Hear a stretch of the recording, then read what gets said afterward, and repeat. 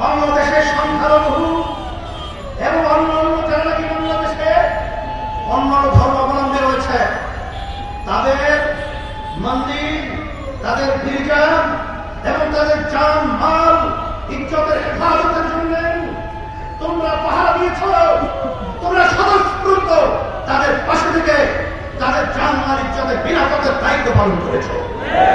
শুধু তাই না, আমরা দেখেছি যখন বাংলাদেশ বিভিন্ন পর্যায়ে যখন প্রশাসন তাদের দায়িত্ব থেকে অনেকটা দেশ বিভিন্ন বিশৃঙ্খলায় সময় পার করছিল, তখন তোমরা রাস্তায় নেমেন, তখন তোমরা মানুষের যান চল নিরসনের জন্য তোমরা সেখানে ট্রাফিকে ভূমিকা পালন করেছ।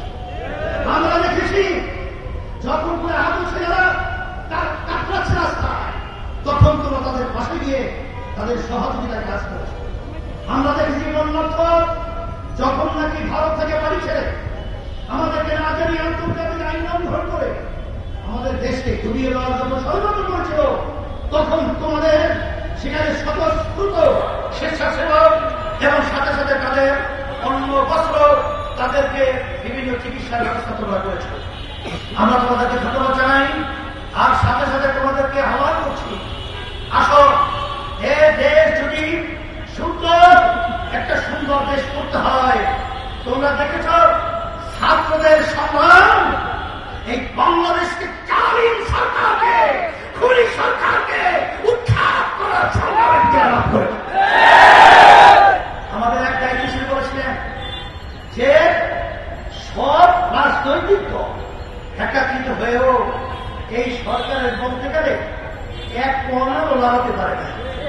কিন্তু আলহামদুলিল্লাহ যখন ছাত্রদের আন্দোলন সংগ্রাম, যখন তোমরা ন্যায্য দাবি আদায় করছে, যখন তোমরা স্বতঃস্ফূর্ত ভূমিকা পালন করেছে, তখন বাংলাদেশে সব শ্রেণীর মানুষ, এমনকি আপনারা দেখেছেন ইসলামী আন্দোলন বাংলাদেশ সর্বপ্রথম রাজনৈতিক প্রাণে অন্য কোন রাজনৈতিক দল তখন এই ছাত্রদের ন্যায্য দাবি আদায় করতে কেউ রাজপথে আসতে পারে নাই।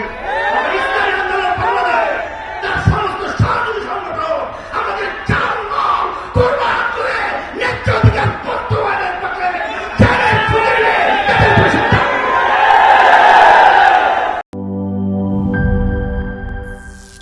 করিম চাচা, আপনার প্রিয় মানুষদের কখনো বিপদে ফেলতে চাইবেন না স্যার।